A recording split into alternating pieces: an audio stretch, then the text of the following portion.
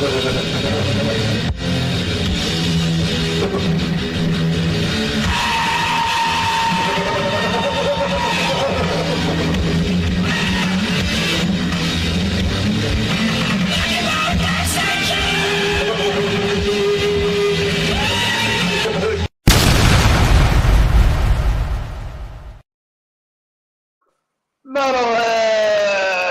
welcome to tonight's episode of Get Intimate with Your Axe, Luthier time with DMG himself right here.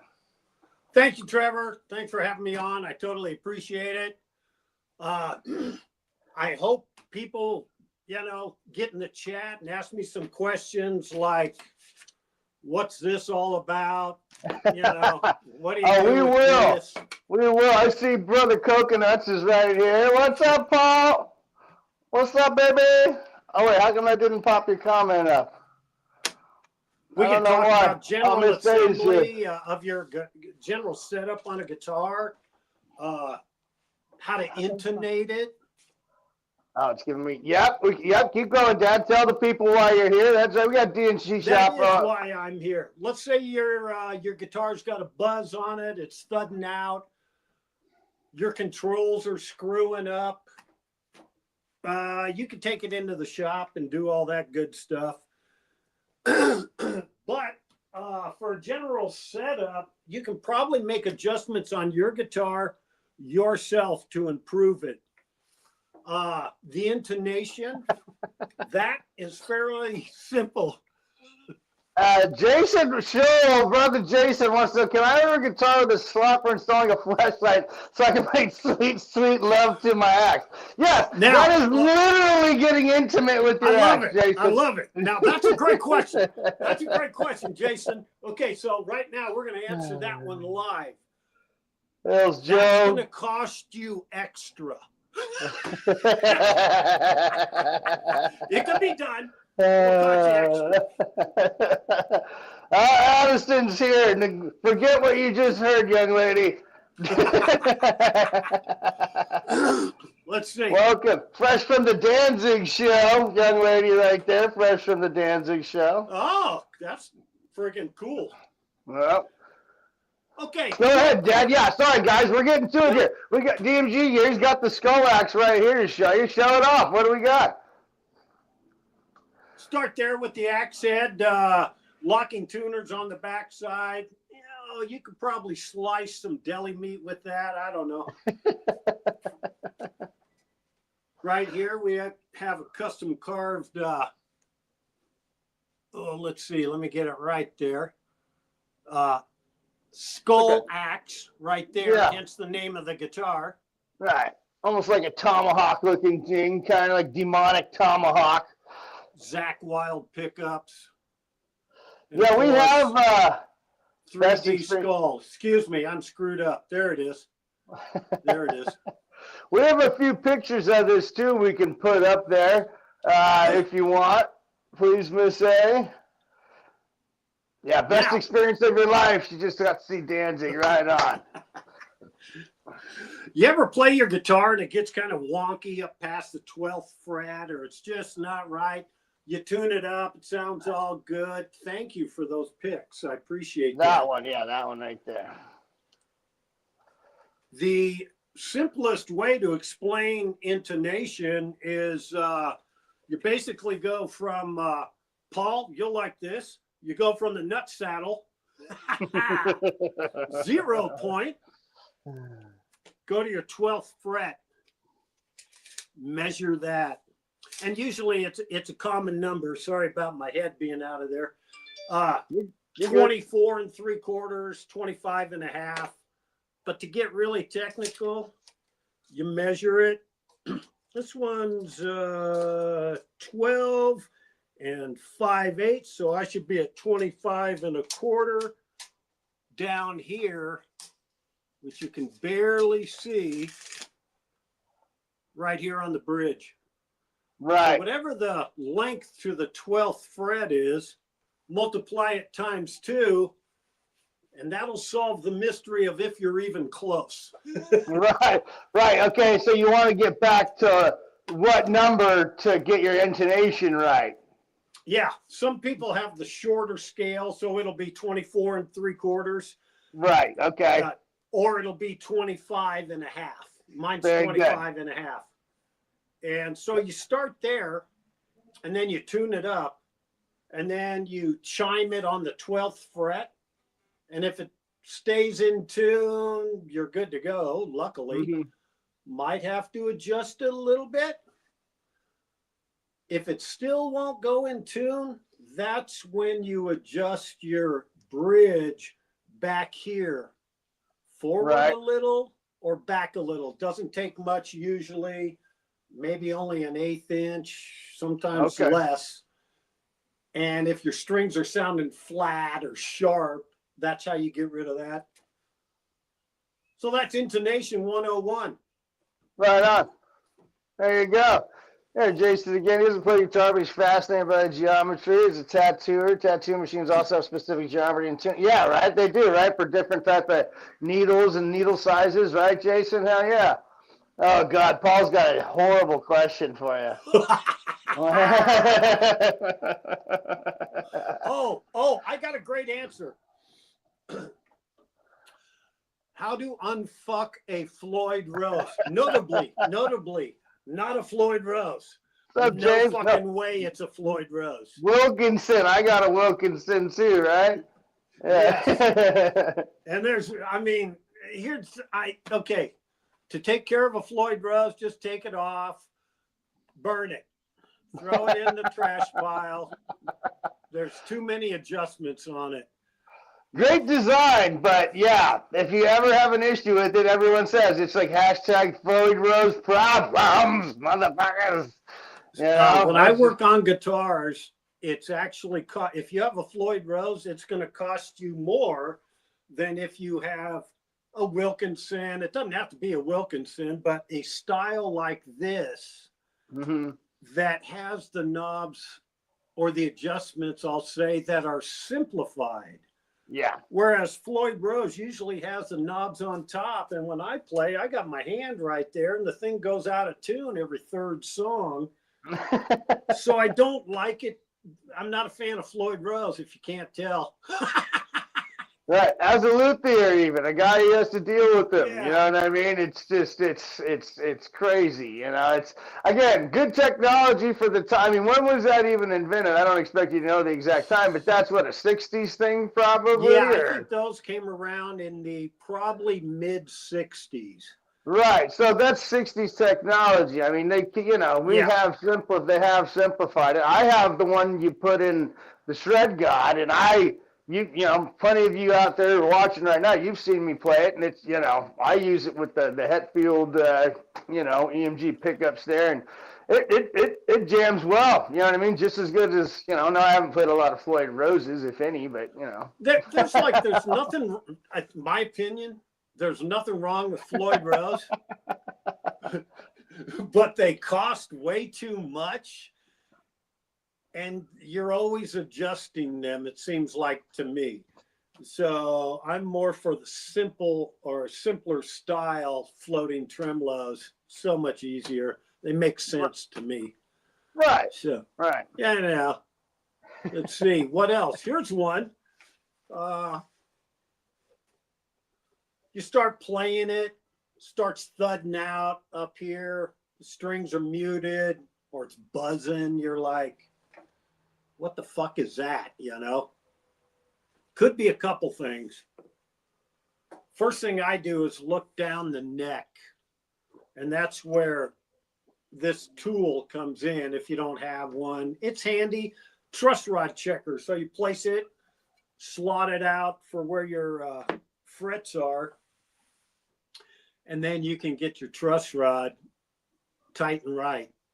Well, can I interrupt or ask a quick question in the middle of this? So you've told me a bunch of stories, especially down when you're at the shop, you know what I mean, of somebody coming in and they're like, yeah, man, I don't know if it's this or that, and you put your tool on there and it's like doink, doink, like a teeter-totter, right? And you're like, wow, it's that off. So that would be a truss rod adjustment right there is where we're headed, right?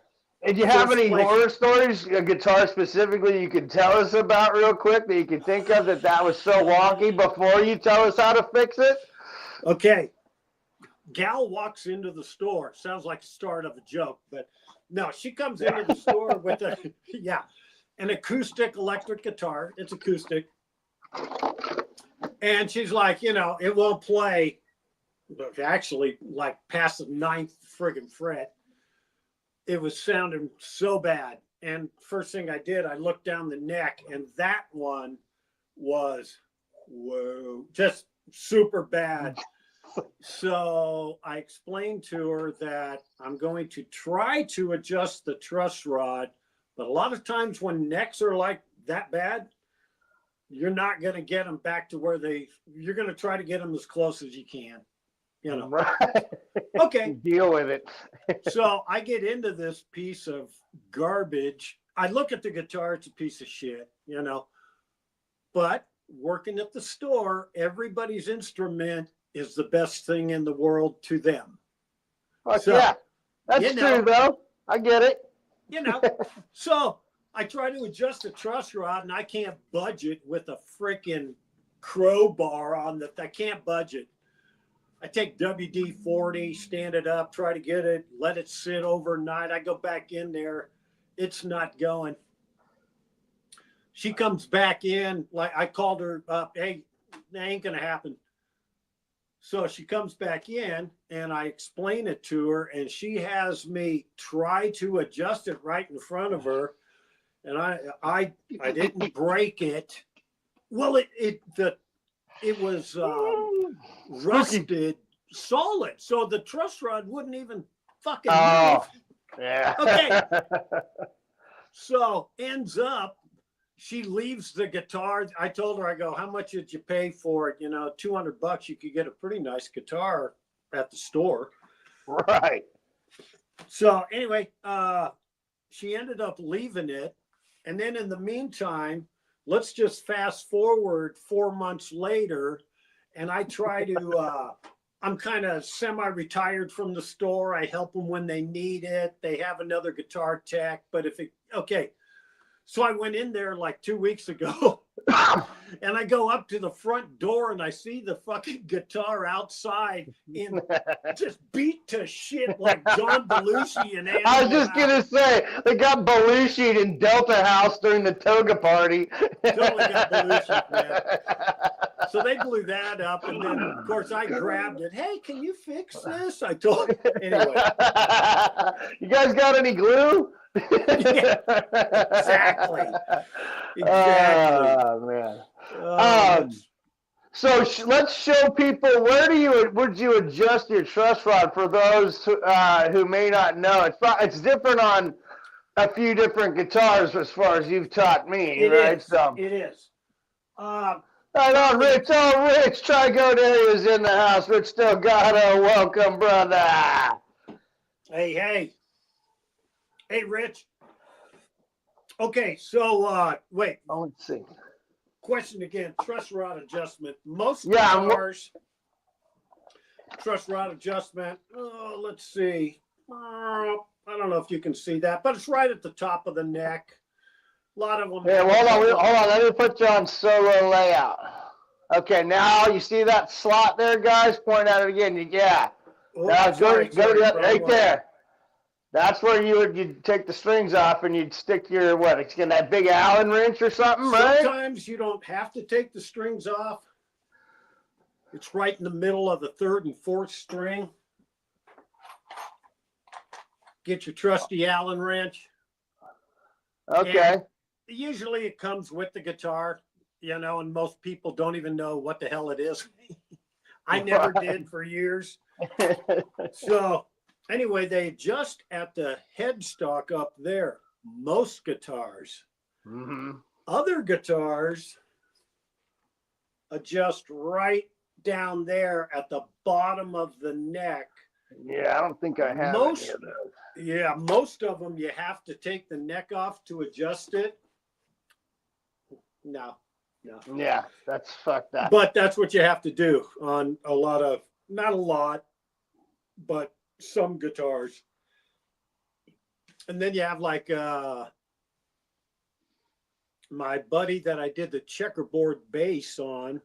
Oh, yeah, we can throw a picture of that up. We got a couple. There it is. He's in a Cheap Trick tribute band, and they're called Cheap Trip. Yeah, that's a 12 stringer right there, everybody. Wow, that's a 12 stringer. 12-string bass guitar, Hamer bass guitar. Really, it's badass. I never even knew they made one. You know, a 12-string bass guitar, and try tuning it. It's you got some time involved just tuning that mother. It's got your 4 main bass strings, right? And then next to them are 2 smaller strings that are tight to each other, not super tight, little gap, but okay, so that's how they're set up in groups of 3. Cheap Trick, yeah. I actually saw, oh, hey, here's one. I did see them live by accident. I really didn't go to see them, but they were in the lineup. I can't remember. It might have been Deep Purple I went to see. Yeah, didn't you see that? Back in the early 2000s, right? Didn't you do that? Yeah, I remember. Didn't you see them? If you want to show that guitar now, you could go ahead. We could save it, but look at this fucking guitar, guys. We'll just bring it back here. See. Yeah, there. She's got a picture of it there, but yeah, you can do it live too. Oh wow. I'm actually working on this neck right here, and the guy for Cheap Trick. I love the comment. Who needs that many strings? Let's just say this. The fucking thing weighs a ton. Okay? No, it is seriously. This guitar, I don't know if you can hear me right. It's 30 pounds easily. Yeah. The idea is to get this one working, which I got it all ready to go. I had to file the frets, so strings go back on it. Put new Seymour Duncans in it. Next over here, we got a 12-string. 12-string already on a 5-necker. Yeah, so you got 12 string. All the rest are 6 strings.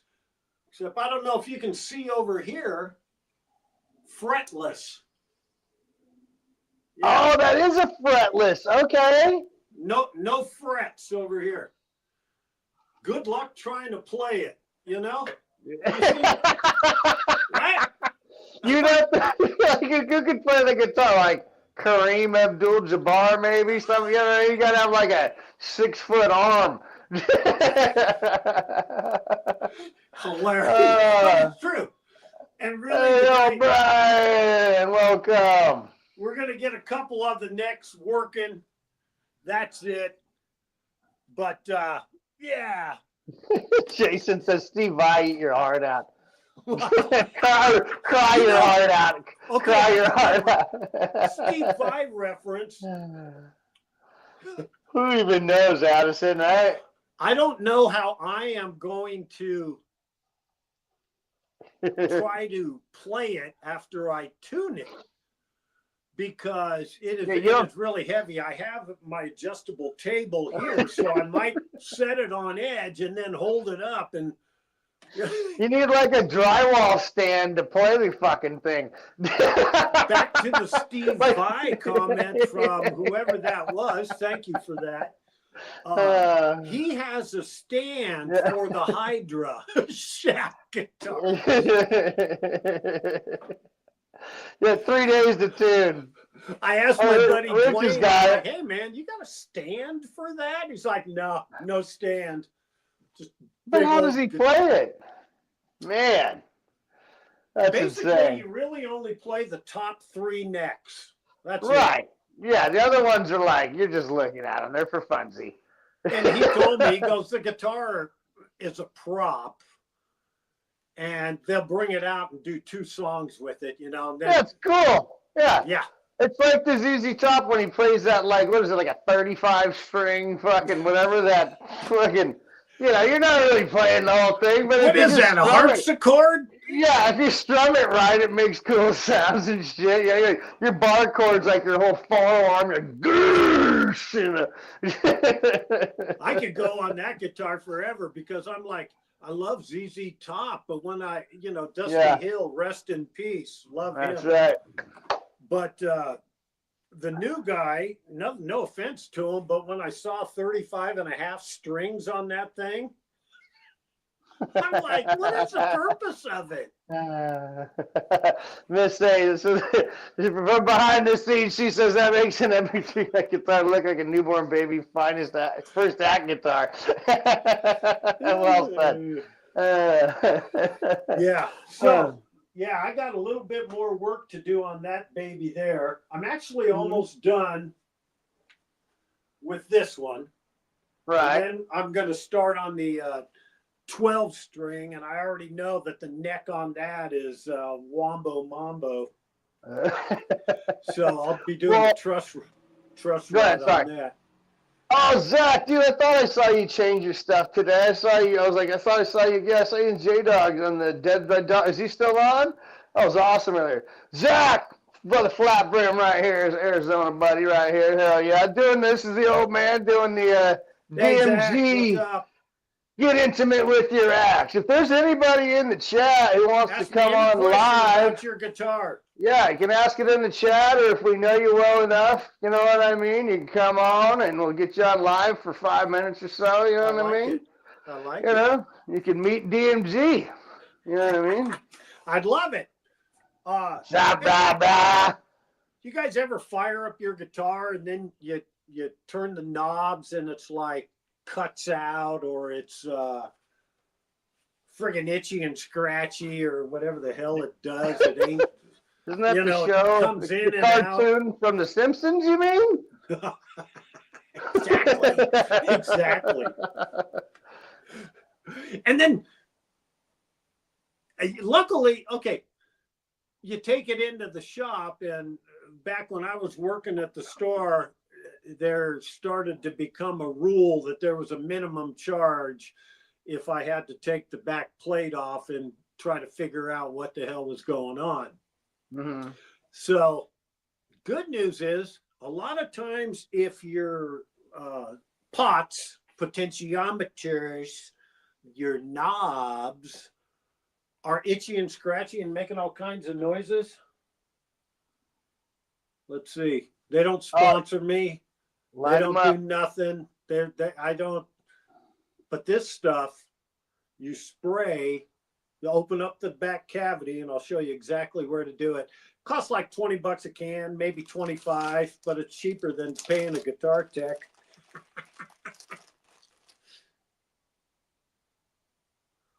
Let's see.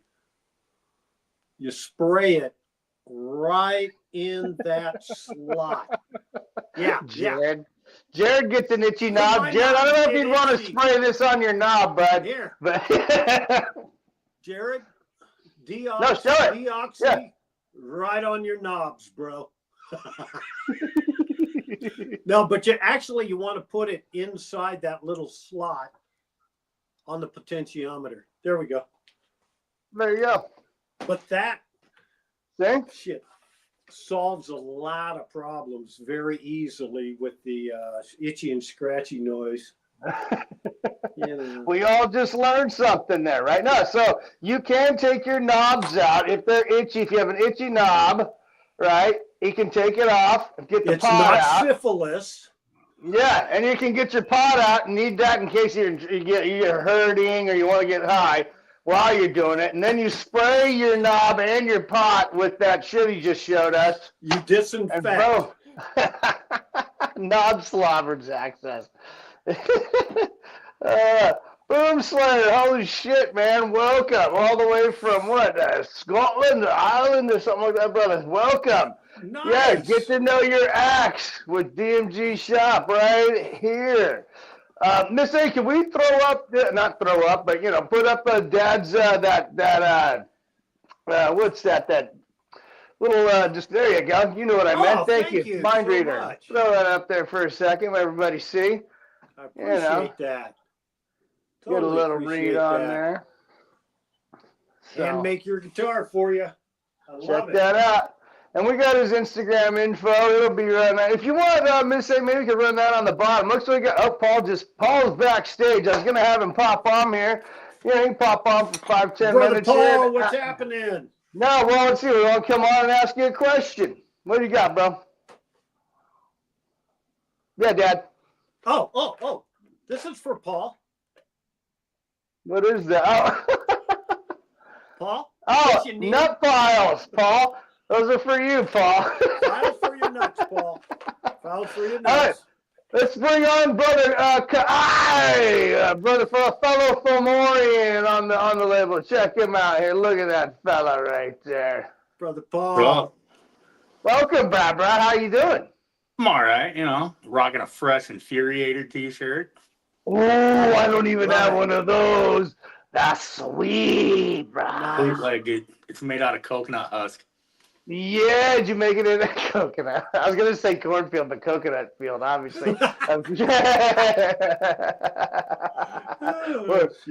from your local grocery store, wherever you may get that in the Nebraskis. Man, good to see you, man. Tree. I got a palm tree in the backyard. Yeah. I mean, every Hawaiian does, right? Oh, yeah. I'm just kidding. That was Hawaiian racist accidentally. Sorry, guys. Fucking Hawaiian and white racist. What's it matter? That's right. Yeah, that's right. Fucking, I make fun of both sides. No, like that truss rod shit, that was fucking really interesting because, I've never actually adjusted mine. I mean, I've had a guy do it before because I figure, what the fucking... That you have. Just kidding. Oh, yeah. But, it's like, to me, the truss rod on the guitar, even though it sounds really simple, it's like changing a fuel pump on a forklift, You're gonna do it yourself. You're gonna go to the guy that's his fucking job. Good point. They're a good truss rod. You'll like this one. A good truss rod goes both ways, whereas like Trevor. Well played. But I'll say this: I was working on a truss rod a few weeks ago on an actual, what was it? It was a guitar from '66. So in my head, I'm like, this might not be a new modern truss rod. So basically, they only go one way. They only tighten or they're just loose. You're not going to get it to go the other way if like the more two-way truss rod. I mean, that's what they're called. I might have one laying around here. Yeah, right. Don't you got an example of a truss rod somewhere? Paul, nobody wants. Don't get out your Hawaiian truss rod. Oh, no. Right now. That's only for one person. Hey, Paul, don't you? Oh, go ahead, Dad. Hey, don't you? I loved when he brought up the nut saddle, though.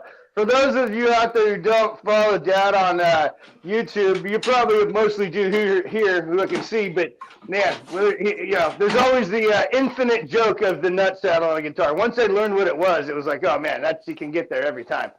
You know what I mean? Every time. Yeah, he said, oh, Max is here, Chaos God, fellow fisherman. Go check out Max's channel right there. No, I mean, I've been lucky, though, that my truss rod Welcome, Max. That on any guitar I've ever owned, my guitar's never, started getting that fucking banana curve in the neck. Yeah. Never had that happen. And I don't know how, but it's just never happened. And I've also bought mostly, fucking $300 and under guitars most of my life. Yeah, well, I mean, again, it doesn't, like Dad was even saying earlier, I'm sure you heard him, about people come in, it doesn't matter how expensive or inexpensive your guitar is. If you love your guitar and you treat it right, too, you know what I mean? Yeah. That is another thing. If you inadvertently have your guitar in the sun or it gets too dry or all that, Yeah, well, gonna move. It's my wood. guitar lives in a climate-controlled dining room area, so I mean, it's not like it's sitting in a fucking. Exactly. Even when I was in a band, like I would bring my guitar home every time from the band room. Maybe not my amp because that was just a pain in the fucking ass. But like I always brought the guitar home because what the fuck? I can't play it when it's like 9 fucking miles away. And I didn't always have multiple guitars. Most of the time I only like rock one at a time because how many can you really fucking play? And in that band I was only in one tuning anyway. But here's a random question that I'm sure a lot of people probably wonder. So when you're doing like I do, I switch between D standard and B standard tuning, and lately I've just been rocking the 10 to 46. But like if you're putting on like 12 to 52 or heavier, is there like something you should do to prepare your guitar for that, for going from lighter to heavier shit, or vice versa? Basically you're okay unless you hear a buzzing. The strings are going to be obviously thicker.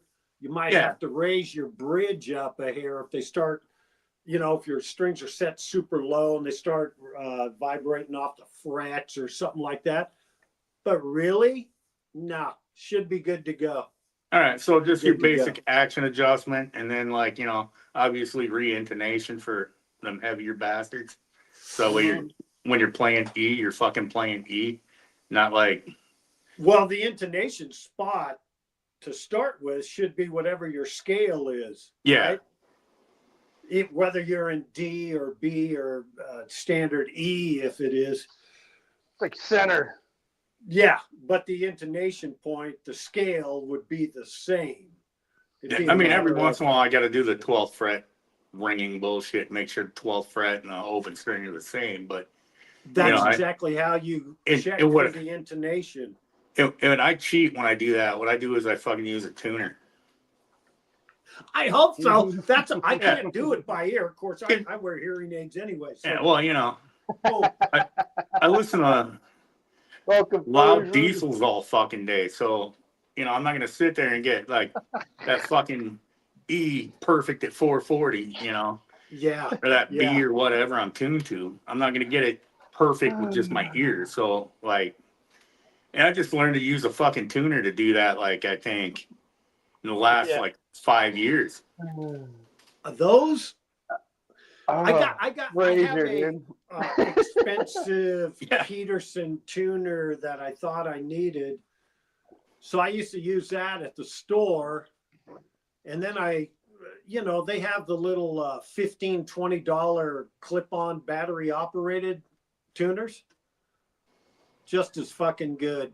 Yeah. I mean, I couldn't believe how close they are.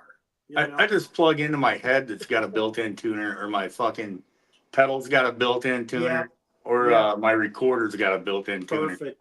So I just do that, have the headphones on, because I'm not using gain or anything, just fucking clean signal. Right. Fraser back there, what did he say? Is that Shred Shabir? Shred Beer Senior? Now he said Shred Beer Senior. That's more accurate, actually. That's closer than what you said before. Yeah, that's my dad, the guitar builder, Luthier. Paul's on here for a minute. Senior. I like it. Yeah. I like it. Here in a couple minutes, I'm just going to say this to everybody who's here. Miss A is going to come on, and we're going to do the little mini fundraiser tonight for Mr. Snaggletooth, the kitty cat, right, who's under some duress. He's been having some medical issues and all this. So she's going to come on in a couple minutes after Brother Paul is done. We can ask another question here, Paul. And then, he'll come on. Yeah, if you got one. Oh, yeah, here's one. So I'm going to have to replace the fucking nut saddle on my BC Rich Mockingbird. I love this. Great question. Because it's got that fucking Floyd Rose shit. It's a 1989 model, so the threads are all fucked. And, I mean, I don't know. No, you're talking up at the nut. Yeah, the locking fucking screws. Oh, that one has locking nut. Yeah. I'm with you. I mean, is that just like heat it up to melt the glue and then glue a new one on, or is it I was screwed just gonna on. do. Wait. Yeah, what do you want me to do? Loctite that shit? I was even gonna say that. Yeah. No, Are you you don't. You don't Loctite the screws because you got to fucking loosen them to change its strengths. Well, I Shit. mean, but the threads have been worn out over its long life before it got to Oh, I'm me. with you. I wondered, can you get it rethreaded, Paul? Interesting or Dad? point. I mean that metal's soft as fuck to begin with. Okay, I know exactly what you're talking about. Fucking Floyd Rose. I've had an issue. I don't know if it was with Trevor's guitar or another one at the. No, I think it was one at the shop too. Okay, so when you look at the locking nut, all the little Allen wrenches that screw in my opinion, what I've seen, they're all the same length. Yeah. They're all the same fucking length. You start getting up to your number 52 or 46 string, and it's a lot thicker now and a lot less thread that goes into that locking nut. And So I've had more trouble than not trying to get the last two to stay where they should be. Mm-hmm. So, like, longer screw might be it? That is the ultimate answer. Yes. The ultimate answer. No, I'm serious. They should make them. They should make 3 of them one length, and then 3 of them. It's only got to be like an 1/8 inch longer at the most. Yeah. Just enough to catch it, but yeah. But yeah, I mean, it feels like it's stripped because you get to that certain depth, and then you go that one more turn, you're like, oh. Spin. Little tricks. Now this is the one. Wait. Let me think about it. On the locking, I don't have a locking. No, that's the one that goes into the metal, huh? Yeah. You might be able to put some like plumber's tape, that white shit around it. Oh yeah, I know what you're saying. Oh, like your I got that shit in the truck. Teflon tape, baby. Get your Teflon tape the Teflon on there. tape, exactly. I've done Beef that out a few your times. screw. Yeah. Works okay. I call it thread tape because Teflon's a bad word. I was taught by plumbers Teflon tape, but yeah, it's also your plumber's tape. Technically, it is. It's thread tape. That's all it's used for. Thread tape. Right? Thread tape. Yeah. I live off that shit. Teflon. That's a good one. Good one. Well, because of John Gotti, he ruined Teflon for everybody being a Teflon. Oh, this guy. Yeah. John Gotti. Remember that song, bitch. Look at this guy. Yeah. I mean, and I'm pretty sure because I was told when I inherited that Mockingbird that it's all the original parts, as far as the bridge and shit's concerned. So I was told I probably need to get a new fucking bridge because it probably wore out, or new springs and shit. That's the next thing, is to just buy the whole assembly for the top. I don't know if you can order that through like BC Rich or something like that. I mean, it's a straight up Floyd Rose. So I thought about getting one of them Floyd Roses that you can get at Guitar Center for I hate saying their name, but you can get that shit for like $100. Schmitar Benner.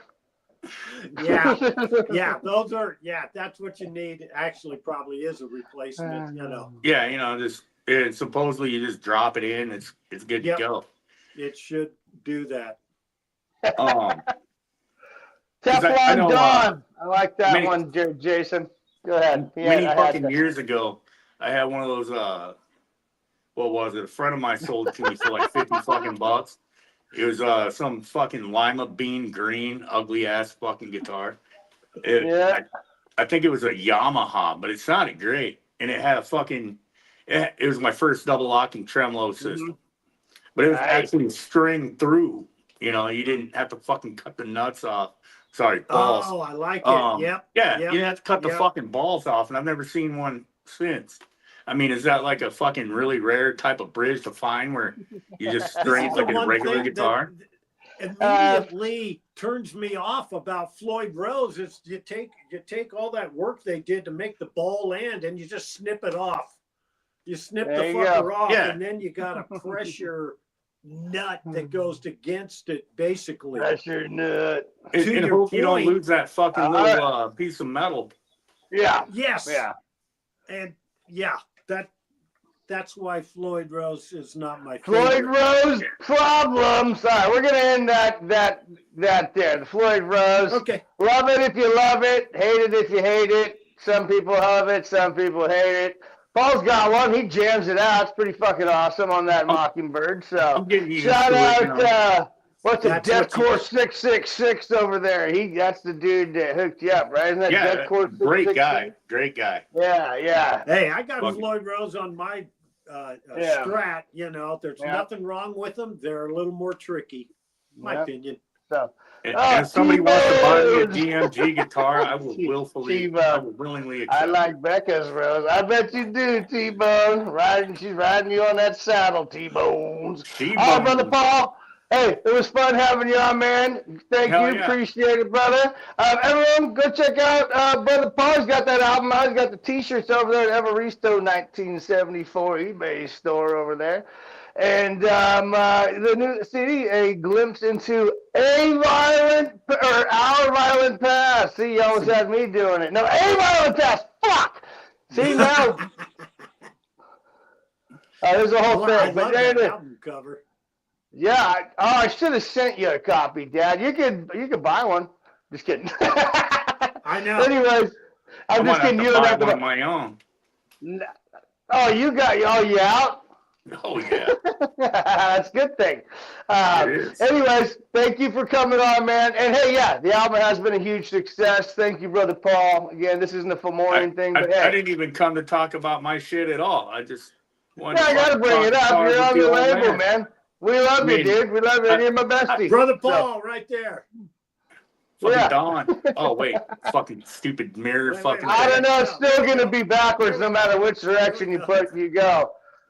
And I got the sweet shirt I made out of coconut husks. Yeah. But anyways, we're not going anywhere, folks. Paul's going to step off here a minute. Thank you, Paul. Good seeing you, man. Thank you. I might be in the chat fucking running my fingers talking shit. That's right. Get in there, talk some shit, man. Slang some coconuts around and shit. Oh, I got one more thing to say. Fraser, fuck you. Yeah, up here, he said, look, he was up here. He was like, is that why right there? Like that motherfucker's got room to say shit. Look, T-Bone says, come here, Paul. Yeah, T-Bone wants you in chat. All right, thanks for coming on, Paul. Thanks for having me. I'm going to go play with T-Bone Short and Curly's. Thank you, bro. All right, Miss A, if you want to come on for a moment and we can mention, if you want, I'll introduce Miss A and Brother Warhammer have recently had some tragedy in the family, and especially with their pets and some other stuff. So she's going to come on here for a second and talk about that a little bit, and we're going to put up a little fundraiser information for you guys if you could possibly, or at least share this out with people. You don't have to donate, but if you do, we appreciate it kindly. And it's for the beautiful cat, Snaggletooth, who's had some hardcore medical shit happen. Miss A, would you like to take over? Hey guys, can everybody hear me? Can you guys hear me okay? Yes. Okay, perfect. I'm not going to stay on long. I'm going to come on at the end because this is the Shreddin' Dad show. So I'm just popping on for a second to talk about our cat, Snaggletooth. He's been fighting really, really hard. But right now we're trying to fundraise to get up enough money so we can get him his cancer treatment that he needs, because we've already put out about $15K. So we are broke. And we need another $5K to be able to get his chemo and radiation. So we're currently fundraising to try and raise that. And here's a little chart that I made. Boop. Ta-da! So right now we're at 375, which is awesome. So thank you to everybody that's contributed already. I really, really appreciate it. We both really appreciate it. He's the best cat in the whole world. And look at him. I mean, come on. Look at He's this. awesome. Look at this face. That I put that up and I put it in there. I put it up as that was his dating profile pic. He's a great cat. So if anybody wants to, you know, contribute, anything helps, you know, $5, $10, anything you can do. And I'll keep updating the chart. You can scan the screen on this if you have Venmo. And if you want to do PayPal instead, I know that it's on here somewhere. Where is it? Right here. It's in the banner. Yeah. And listen, if you can, you can, and if you can't, you can't. And I appreciate it either way. We both really appreciate it either way. But I will keep everyone updated. Thank you cards will be going out as soon as I can get around to it, because right now he needs pretty much constant care every 2 hours. Has a feeding tube. He's really struggling right now. So if you can, we appreciate it, and just keep your thoughts with us and with our little guy, because he just means the world to us. And that's it. I'll come back later. Yeah, Miss A, we appreciate that. Everybody, if you could, at least share it out. If you're on your YouTubes, on your Instagrams, on all your social medias, you know what I mean, and all that good stuff. It's for a really good cause, and it purely goes to help that little dude, with his bills and his medical expenses and his care and all that. And trust me, I talk to them as much as we can, you know, coast to coast here. But I know both of them have been really busy, especially Miss A. They're 24-hour care. As plus doing, right, and having a real job, and both of them living a real life and all that shit too. So, again, if you can, Snaggletooth. That's right, T-Bone. Snaggletooth. We love our animals, you know. That's right. Look at Snaggletooth. Look at that guy. He was so proud in that outfit. He loved those wings. He felt like a king. Look, he sat perfect, right? He sat like, yes. I will fly away any moment as soon as this photo is off. I am off. So, right, Fraser, you get it. That's right. You got Angel Girl, so you know what's up, Fraser. So, one more time, I'm going to throw that up, and then I'll be back later today. I want to give you guys back the room now. Very good. Thank you, Miss A. We appreciate it. All right, everybody, we appreciate everything. Much. Yeah, we appreciate everything you do behind the scenes. Actually, she just added, we'll talk about that next. So thank you, Miss Anthropy. We all appreciate you and Warhammer and everything you guys do for the community, and everything you do for me and Warhammer. Bye. Bye. Thank you, guys. I'll be back. Okay, that's something else we're going to talk about right now, right? We got, about 15 minutes left here, and then that sounded cool. yeah, sorry, I'm out in the shop, you know. No, that was cool. I'm like, was that some kind of bike on? I like it, man. Yeah. So, anyways, it's a Jason Scholl here says it's half blind. Yeah, right on, Jason. Yeah, you get it, bro. Totally get it, you guys Jason. Get it. So what I want to say is, speaking of Miss A, she's also working hard over there for Warner Productions behind the scenes. And since my dad's here, he's got a couple of guitars for sale over there on the website right now. They're up. Okay. There's going to be a little more details out of it as the days come up. You can go there, and it's under band merch for now. And he'll have his own section built over the next few days. You know what I mean? You'll have your own section, Home Slice. Okay, that's coming. But for now, it's under band merch. It's still his own stuff under there, and there's a mini bio. It's still everything you know here. And share that out too. The one guitar there, the Skull Axe, that's a higher end guitar for those of you out there. But then the other one, and the prices you see on there, that guitar right there, that's the Skull Axe. That's what did we get? What's that? 25 something with the $24.99. Well, total. Hold on, homeboy. Remember what we talked about earlier?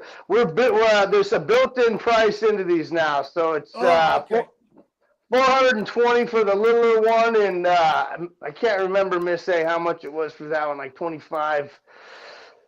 What was it? Like 25, 20, something like that, or 20, whatever it was for that one. What? Out the door. I'm gonna interrupt your whole thing. I'm gonna say, for Mooring Productions, including shipping within the U.S., $24.99 for this bad boy. She says 25, 20, and 420. I like the 420. I like that. Yeah. But go ahead, Dad. I'm sorry. Go ahead.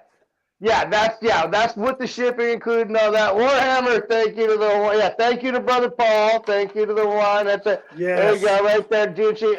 Art made for you to make art, fuckers. That's right. Wait, there we go. That's right. I do look like it. Yeah. Oh, we have pictures of that sucker. We have pictures of that whole thing. Yes. Thank you, Paul. Anyway, we appreciate you. Yes, totally appreciate it. Oh no, there's contribution over to Brother Snaggle there, little kitty cat. But yeah, for coming on too and all that. But yeah, so Dad's guitars are gonna be up there. Amongst other shit, we're gonna have banners up there. We bought a new machine I think I told you about on the Fomorian live stream we did last time. Oh yeah, let's talk about this guitar. Now, this is your first resonator electric you're building. Evan, welcome, Evan. Appreciate you, Evan, bro. watch out. So I heard you broke the spider the other day. Okay, so Now maybe you can explain a little more to that. We got about 10, 12 minutes to keep going here with you. Let's keep going with it. And then we're going to go on a little more with Miss A after this. I love it. Perfect. Okay, this is going to be a resonator build. Got a few minutes? Okay, let's do it. Yeah, you got some time. Don't rush. No rush. Basically, you get a hubcap. Let me see if we can do this. Yeah. Goes inside, thusly. Then over that, you get what's called a spider. Let's see if I can find it over here real quick.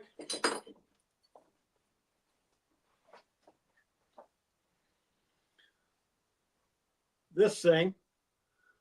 You might notice one thing right there. I broke it. Yeah, so now I got another one on order. The PZO pickup sits in there. It's going to sit like that.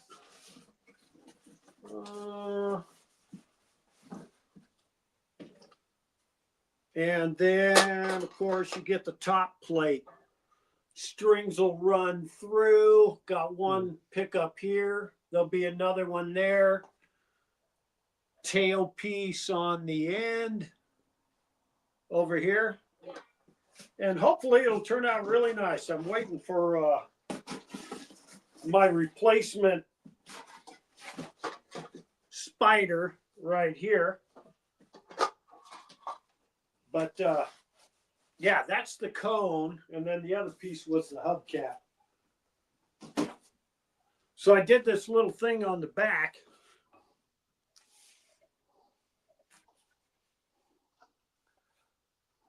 And I found this, I don't know, we were cruising around somewhere. And I just loved the Atlas Powder Company high explosives. I'm like, I got to put that on a guitar. And then I had a friend of mine make these teardrop stones. It's like some kind of gemstone, onyx from Mexico. And here's the matching stone right here for the control knobs. So I'll have a volume to, oh, that's right.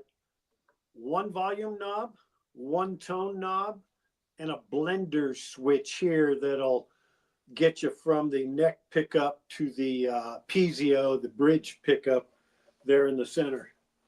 So as soon as I get my parts back, ready to go. Thank you for that. But I love the back of this thing. Yeah. The knobs on this I don't have them handy.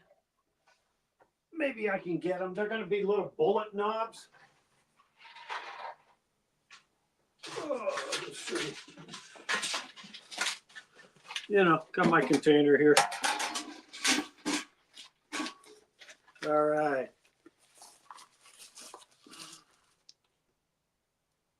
Yeah. There Nice. we go. Keep explaining. You got her.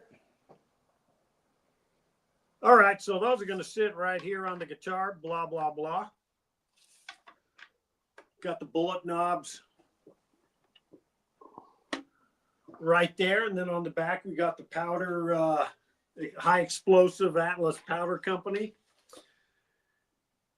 I'm thinking it'll turn out pretty damn good. I do have a couple tweaks to it. I'm going to have to angle the neck over here a little bit to get it up above the spider web here. So got a few tweaks in it, but I can't wait to get that thing going. I want to get this one out and about. Oh. And yeah, that's it. It's made out of alder wood.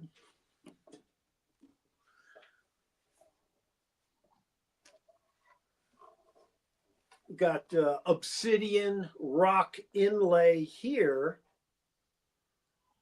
And then, of course, this gemstone. And then some bird's eye, what's it called? Canary wood inlay right here to separate it from the Atlas powder thing. All the wiring inside. Little bracket right there. This is good. Let's see. Hey, can you tell us where you got the stones from real quick? Got those from a friend of mine who's actually, it's a long story, but the short version is he's my niece's father-in-law. Does that make sense? No. But anyway, he does gem work. He's got a ton of stone. And so he lives about 20 miles away. Made me those. They turned out pretty nice. Yeah. Same with these teardrops. And so I might have him do some more work on another guitar because he's showed me some stone there that looks like mother of pearl, except of course it's a freaking rock. So really amazing stuff. I'd like to kind of incorporate that in a guitar somehow, way, shape, or form. But first things first, get this one done. Or first things first right now is get the monster done. Good news is the guy that owns that has over 100 guitars. Yeah, you've met some pretty famous people. Up where my dad lives, I can say the town. I mean, I won't tell you where his house is, but he lives up near Grass Valley, California. There's a lot of famous guitar players, musicians from every single genre you can think of that have retired up there, live up there, have houses up there. Because again, it's like it's cheaper to live there and shit, right? So. Yeah, Grass Valley. Yeah, okay, here's a guy. Listen, T-Bone, tell everybody in the chat where you were from. T-Bone knows Grass Valley. Him and I, he knew all about Grass Valley. Yeah, Uncle Paul's in here too, Dad. Uncle Paul, my Uncle Paul. It's Paul Mayer right there. Hey, military veteran right there. Shout out Uncle Paul. Yeah, right there. Hell yeah. Yeah, he was just south of there. Fuck, I can't remember the town he was. You know what I mean? One of those little towns over there. But anyways, yeah. So I've been lucky enough to meet professional musicians besides the guy that plays for Cheap Trip. I mean, I would consider him a professional musician, but he's not. He's definitely not big time. But I have met, the bass player that has toured with the band War during the 90s. He toured with Tower of Power during the late 90s. He was in a heavy metal band when he first started. Poncho, I'm talking about, Trev. That was Poncho Tomaselli. You can find him on Instagram. I subscribe to him on Instagram. My dad does it. Poncho Tomaselli, he's a fucking shredder on a bass guitar. He's a complete pro. He's a great musician. He's up there with the elite. I also had T-Bone says he's from the San Andreas Mountain Ranch. Yeah, that's in North San Juan, it sounds like. Were you ever North San Juan up there? Are you a ridge runner? Yeah, we know. Oh, yeah, ridge runners. Ridge runners.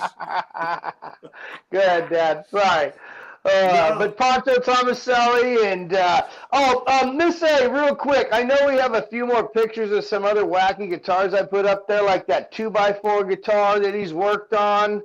There you go. Oh, that thing was completely seized up. Nothing worked on it at all.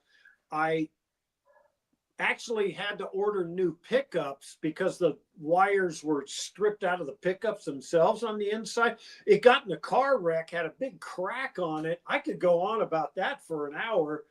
Bottom line is I put 2 pickups in it, fixed it for the son of the guy that owned it, and turned out better than I thought it was going to turn out. And the guy really loved it. And that just made me happy as shit, really. Yeah. Super happy to do that for the guy. Weirdest thing I ever seen, though. Well, and you've also worked on, and we'll close it out here in a minute or two if that's okay with you, right?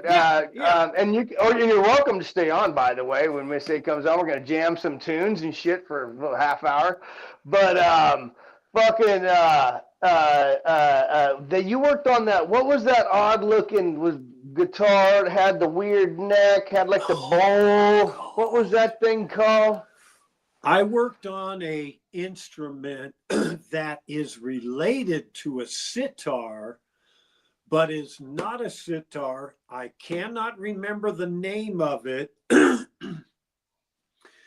I saw the freaking thing in a movie on a wall, some old movie I was watching. There was one, and it has, God, I can't remember, 4 or 6. I think it was only 4 strings. I don't know, something weird. I think it was. I tried to put pictures of it in that, and I couldn't find them. Earlier today. Weirdest thing. It had like a big bowl at the bottom, and then a long neck with pressure wooden pegs that are just a fucking pain in the ass to get it tuned. But I got it tuned. I Googled the whole thing. I couldn't believe I made that piece of crap sound good. The whole body it came down and had the round part down here, kind of a bowl in the back. That probably had 30 cracks in it that they epoxied. Oh, here we go. Okay, real quick before you get. Oh, there she's got. Okay, hold on. That's the Wino 2.0. There you go. Yeah, let's show all the guitars there real quick, Miss A, please. Give each one of them a second or two. Real quick, hold that one. What's that one called, Dad? I couldn't remember the name. I apologize. That one's the walnut guitar. That was all that was called? I think that was all, because it's one solid piece of walnut. That one's badass, dude. It's got a fucking Bigsby on it. That Bigsby tremolo. You guys see what that's a Bigsby tremolo. It's just a big bar. It's you want to talk about the simplest tremolo, Paul, ever in the world? There you go. That might be the simplest tremolo right there, is a Bigsby. They work pretty damn good. Yeah. And I think that one was just called the walnut. I can't. Here's this is the Faces of Burl lap steel guitar. That thing's, I'm just saying, it's got all top of the line Sertano benders, Sertano rolling. You'll like this, Brother Paul, if you're listening. Rolling nut saddle up top.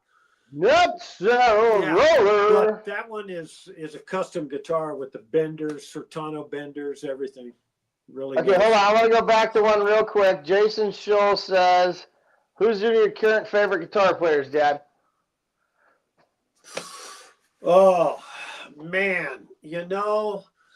I love my Satriani. I do really appreciate the shit out of rest in peace Jeff Beck. Don't like all his stuff, but I like him as a incredible player. And Satch Vai. I mean, I do like Satriani more than Steve Vai's style. Yeah. But I tend towards the blues. I like Stevie Ray Vaughan. I love Led Zeppelin. So Jimmy Page. Oh, speaking of which, hold on. I nearly forgot. Oh, that's right. I'm going to pause everybody. Okay, before Warhammer has a question, I want you to answer real quick. And then I want you to pick a chatter who gets this, Dad. Okay, Warhammer real quick says, would a high-end guitar sound better than a standard guitar playing through plugins? Like probably what, like a you know what he's talking about, good question. Like a box or something, right? Yeah. I'm going to say high-end guitars probably have better sounding pickups. You reach a certain level, and it doesn't matter if you got EMG, Seymour Duncan, they're all about the same. But some of the lower end, they sound to me a little tinnier or not quite as full of a sound, if you will. So that would be the difference to me in a higher end as opposed to lower end. Right. Okay. There you go. See, question answered. Oh, Stevie Ray Vaughan. Stevie Ray Vaughan. Jesus, come on. Yeah. And I'm old enough to me, Hendrix changed the way guitar was played. Yeah. And then after that, it was Van Halen that took it to another level in that aspect of that. So, yeah, I love my guitar players. Fucking A. Me too. Yeah, I'll never hate on anyone who's a great guitar player ever from all the genres. You know what I mean? For the most part, you know what I mean? Like, you know what I mean? I've seen ZZ Top like 3 times probably and loved it every time. They're just, Billy Gibbons is great. Billy Gibbons rules. So, speaking of concerts and stuff, in honor of having my dad on the show, I forgot to tell everyone, besides the fundraiser, we're giving away a CD tonight I got the other day. The first concert I ever went to was with that guy right there, right? Old Don, right? He took me to old Zeppelin. It was Jimmy Page, Robert Plant. I think there's the T-shirt I showed you guys a long time ago. There's that, Page Plant. Right there, I got to go to that with him. One of those shows back there on the back. Anyways, we're giving out. Dad's actually going to pick one of you chatters, okay? Right on, Zach. Immortal Suffering, yeah. Joe Provocero, man. Fucking had to get on. It came out. Anyways, I got this the other day, and we're going to give this out tonight. Dad's going to pick one of you. It's the Led Zeppelin Physical Graffiti CD.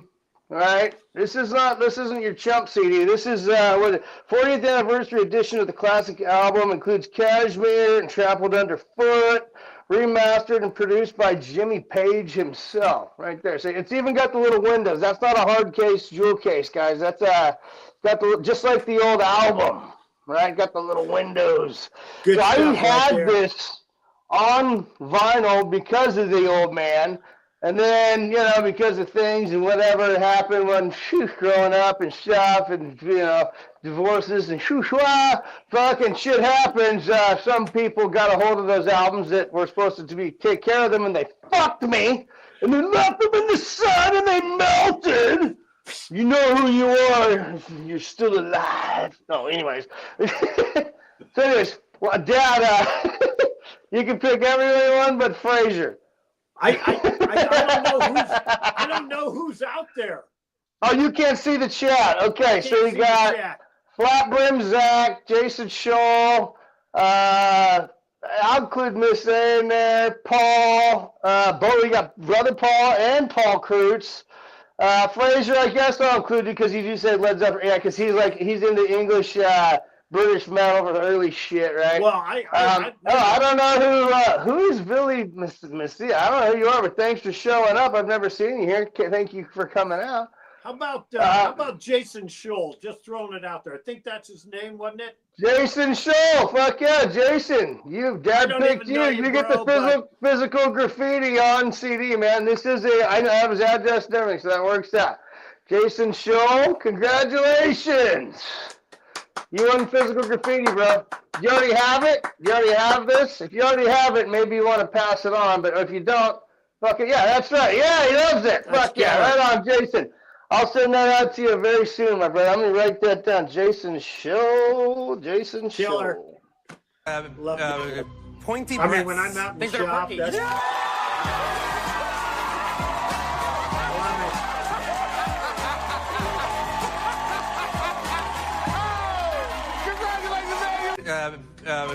Pointy breasts. Think they're perky. And famous listeners, yes, Jason, congratulations, my brother. He says thank you, Dad, right there. You're welcome, my friend. You have won again the Led Zeppelin Physical Graffiti Limited Edition 40th anniversary of the classic album. You're gonna love it, bro. I'll include some other shit, bro. You're good. So, anyways, Dad, right there, I've got Infedisol here. Appreciate you, brother. Got your address. Got some shit for you. We got you. Oh, wait, what did you say, Infedisol? Your first concert was Page Plant on Walking in the Cars. Oh, cool. Man, that's cool. Ass. We have double Page Plant fucking history. Yeah. Right on, Infedisol. That was awesome concert, bro. Right on, Jason. All right, Jason. Dad. Let's if we can put up, I'm gonna put up yeah, we got you down there on the bottom. That's his Instagram. For those of you who are on Instagram, go check him out. All the guitars you've seen here, you can find them there. You can hold on, let me get rid of that banner. What did I do? Hold on, guys. There we go. Now let me get rid of that comment. Sorry, guys. Okay. Put that up, my bad. We're both pulling the wheel over here. I probably should just let Miss A do it all instead of like intervening. Anybody out there wants a custom guitar built, give me a call. We can discuss prices, what you might want, et cetera, et cetera. And yeah, that's it. Right on. You know. Hey, this guy rules. You guys know him. He's my dad. I love him. He's over there on the Instagrams. He's over there on the YouTubes. He's always there. You go. There's if you look for that symbol over there on YouTube. That's a guitar for sale. We're gonna have that on ForMoreInProductions.com. These two guitars are also for sale. At least that guitar is also for sale on Reverb. You know. So, but if you could tell your friends to buy it at ForMore, check out that guitar. He's working on that currently. There you go. Thank you. Nice little run through here. You know, DMG Shop. Yes. Check this guy out. Thank you so much. You know, he's a good dude, good dad, good grandpa to the kids. You know what I mean? Good son to the great grandpa up there. Thank you. Atlas Powder Company. Yeah. So, love you, Dad. Shredbeard. Thank you. Hey, love you, brother. Thank you for coming on, man.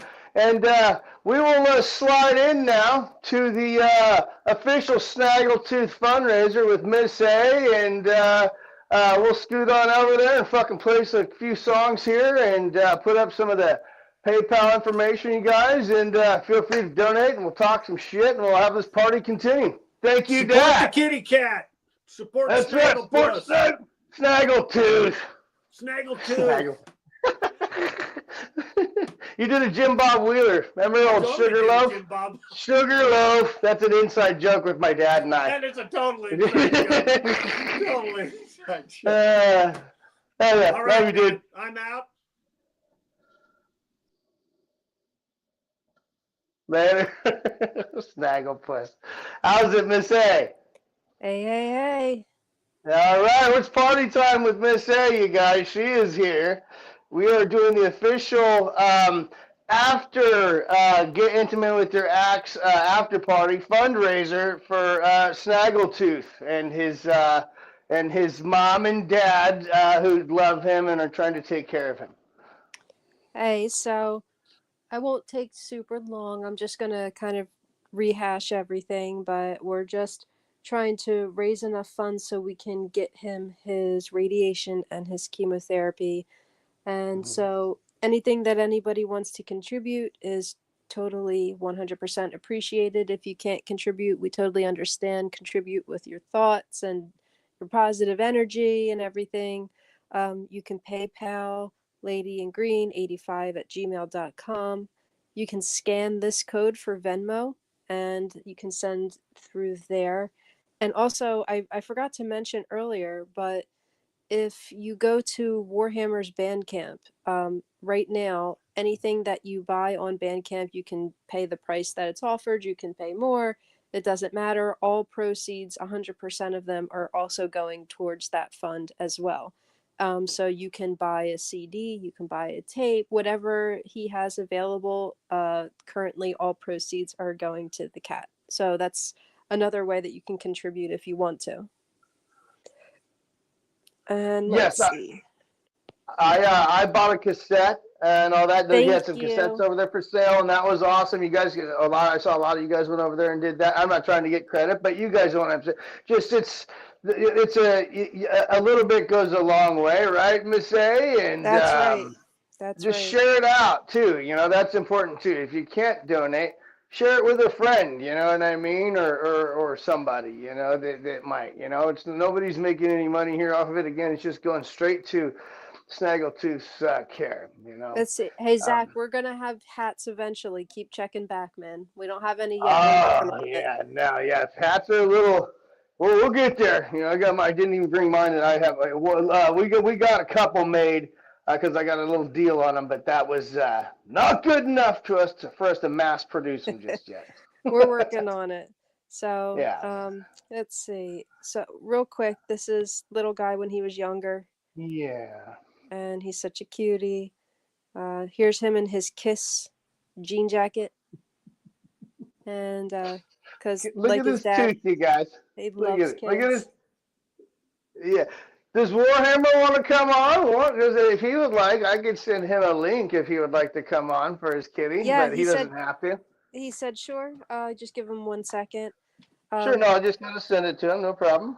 Just a trigger warning, Oop. guys. I'm going to show you a picture of Snaggle right now as he's in recovery. So if seeing sick animals upset you, maybe just like close your eyes for a second. But you can see how healthy and happy he is right here, and his very proud wings. Yes, he's very proud. And this is him right now as he is fighting. And as you can see, he's got, you know, they had to take so much out of his face, and he's trying his best to recover. He's got a feeding tube right now. That's him sleeping because he can't close his eye anymore. He doesn't have a facial nerve on that side now. So even though it looks like he's looking at us, he's sound asleep there. But we want him to go from this back to this, and that is our goal. And so really anything, if you guys are watching this on the rewatch or anything, just share it out if you can't contribute. Honestly, we appreciate every single thought that you guys send, every penny, everything. We just really want to give him his best chance at life. We adopted him when we were in Australia. He has been all over the world. He's been to New Zealand. He's been to Hawaii. He's been to California. He's been to Pennsylvania. He's been all over Australia and New Jersey. And, you know, he's only 9 years old, and he's just the best cat ever. He's such a sweetheart. He knows tricks. He can do tricks like a dog. He comes to his name. He does high five. He does sit. He does lay down. He does circus tricks. Like, he's just the coolest cat ever.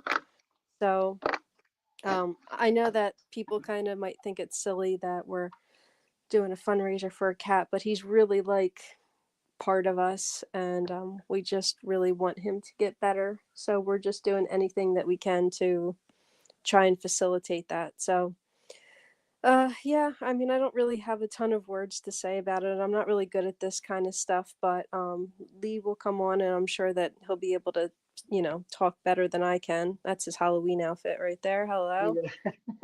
Monsters Inc. That's Boo from Monsters Inc. If for those of you who aren't in the know, that's Boo. That's a cute and I love Snaggletooth's little tooth. Look at him. He's the most adorable little guy ever.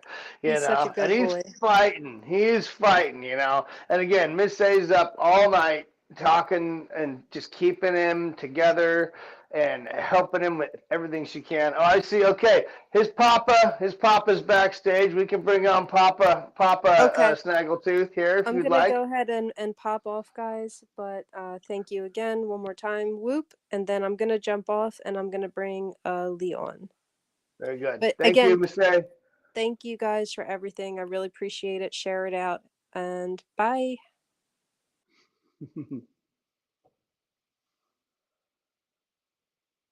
Yo, can you hear me? Yeah, very well. Warhammer, how's Yeah. it, bud? Good to see you, brother. Yeah, mate, how's yourself? It's been a hell of a few weeks. Certainly Yeah. has. Yeah. If you feel free, you can tell it again. I know if you guys haven't seen it already, Lee did explain a lot of what has been going on with him, if not in full detail, on a YouTube post. What, a day or two ago, a few days ago, right?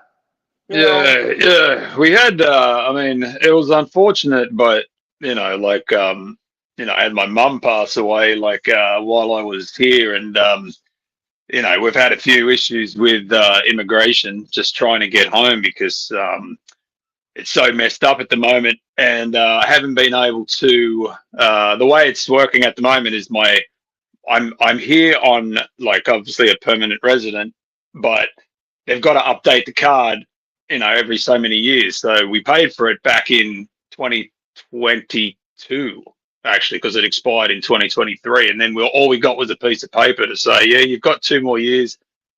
And then, in that, because we have such a backlog, we will fix that up. And February of 2025 was the 2 years that they gave me for them to fix it, and they never fixed it. So they didn't send me anything. They didn't do anything. So I couldn't leave. Like, I can't leave the country. So I haven't been able to, go home. So I've been kind of conversing backwards and forwards, and then due to just very limited family that I've got back home, I didn't know that she passed away. Like, I just got no responses from messages. So it wasn't like she passed unexpectedly. Like, she did have cancer, and funny enough, exactly the same cancer as now the cat has. So I don't know if that's a sign, but it was just one of those really frustrating things where we were trying to figure out what to do and what was worth doing, because she's a pretty tough lady. She was like, don't worry about it, there's nothing you can do. And she kind of just kept on going. Like, she had this disease for 10, 11 years, and she was never sick. So it's amazing, she just, one day she went downhill and she never came back. So it was kind of like a shock, but it wasn't, unexpected. You know what I mean? right. So yeah, it was a kind of, shitty thing for the me. And then it was like, God damn, like, what do I, how do I, what do you do? Like, your parent dies, it's like, what do you do? So you try to figure out what's happening back home, who's looking after everything, and then, obviously the cat gets sick, and any money that I would have had to go home if I could leave, straight to the cat. So I was like, oh, like, my heart's been just poured in all these different things, and like, I haven't been able to scratch myself. And I mean, it's been a shitty time. I would say that since, and I can pinpoint the date. It was October 31st of last year. Everything tanked. We couldn't buy a good day. You know what I mean? Yeah. So depending on how you look at it, I mean, I guess you could say, well, we have everyone here that's, obviously except for the poor cat, but who's healthy, and we have food and shelter and all that shit. But it's like, there's only so much bad shit that you can take before you just, like, you throw your hands up in the air and you're like, what the fuck, man? Like, why?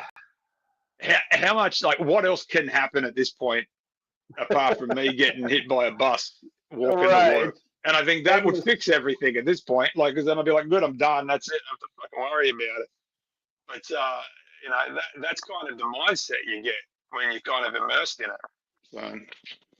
No, dude, I feel you, dude. I know you're not a big guy who's into sharing, you know, all this type of stuff. So it doesn't, listen, guys, it means a lot for Even Lee to come on here live and do this. I mean, personally, you don't want to say it, but I think I'm saying it for, you know, it's tough. They've really fucking had some harsh shit, guys. He's not even telling you every goddamn detail, you know, so it's tough, you know. It's really tough. And you're a fucking, not only a warhammer, you're a fucking warlord. You guys in that cat are warlords over there, fucking. Yeah, well, you know, the funny, you know, dude, it's crazy because how it came about was we thought he had an ear infection, but he ended up just one day he's on the floor and he's gagging, you know, and we're like, what the fuck's going on with this cat? So we race him to the vet, you know. A cat, a dog, anything that's not on two legs will only get sick on these days: Saturday, Sunday, Christmas Day. All right, and I will, you know, put money down that if you have an animal, they're the 3 days that your animal is going to get sick. And so they're the most expensive days of the whole thing. So we rush him to the only vet that's like around us, emergency vet. And oh, you're so right. And yeah, it's 100% true. And they said, listen, he's in a bad way. He's probably not going to last this operation. And what they wanted to do was stick it like a trach in his throat so he could breathe, because they don't know what's obstructing quite yet. So they do it, and the cat comes through flying colors. Almost, it was like an hour later, he's bright-eyed, and he's like, and then we go through the emotional roller coaster, you know. And we have such an attachment to him because he's been everywhere with us. So he's kind of like, you know, our child, I guess, or he gets treated like that. But he gets that, and then they're like, all right, this is what the issue is. And they said to us basically, look, it's going to cost you this much, you know. It was like $15K, and if that's it, otherwise you can take him home to die. And we're like, well, what fucking choice have I got? So I just signed the papers. We don't know how we're paying for it. We just signed the papers, right? And you're not thinking in that spot. But I mean, I don't know what else people would do in that case. People, you know, I've heard people say, "I'll just fucking kill the cat," but that wasn't gonna happen with us. No. So you know, we signed the papers, and then they give. I mean, look, they're miracle workers as far as what vets can do. And they extract, like they pulled his ear off. They went into his throat via his ear and extracted what they could of the cancer, but they had to leave some because they couldn't get to it. But in the meantime, they've taken all the nerves in his face, the bone that lets him swallow. So he had to learn how to eat again. And then they said there was only a 50-50 chance he may come out of that. And he comes out of it and he goes home, and within a week, he's picking up eating food again. And so I'm like, okay, well, obviously this cat's got some fucking fight in him. Let's do everything we can to help. So then, you know, he goes back, and the vet's like, listen, you need to go to, you know, chemo with this, but you need to do it quick. But at this point, we're maxed out. Like, you know, the chemo is going to be another thing altogether, and we're kind of ready for, I guess, you know, as ready as you can be for more bad news, but we're kind of hoping that there's some type of option. But, you know, we're fingers crossed, you know, we can somehow figure this out. But, you know, he's in a bit of a tough spot because of just the cancer is a very aggressive cancer. Yeah. So it's like you fuck with it, and what it does is it pisses it off. Well said. What it does is when you fuck with it, it pisses it off. You know what? That should be. Yeah. That's a shirt right there, my friend. Right there. When you fuck with cancer, it pisses it off. I couldn't have said it better myself. Fucking A, man. Yeah, Snaggletooth, you guys, you know, he's fighting. I see my dad backstage back here. Hey, can we play some funny, silly music back there and throw him up on there like Fraser? Let's just do it real quick. Hold on, no, let's just here we go. Come on. Boom, there he is. What is he doing? What's my dad doing? Hey, what are you doing? A question on This is not just sexist anymore. You're an Sexist archetype. archetype, Martha. Young, Freud. Kleenex, ecstasy, not judging, my own loft, no lipstick, collagen, breast real, little part, bottom, Mexican booty. Great. Good. Dog died, ate my implant, stretch breast, unacceptable, 30 girls, Wendy, sex with, black man, move like Uggers, Ethical. racist pig. Standards, values.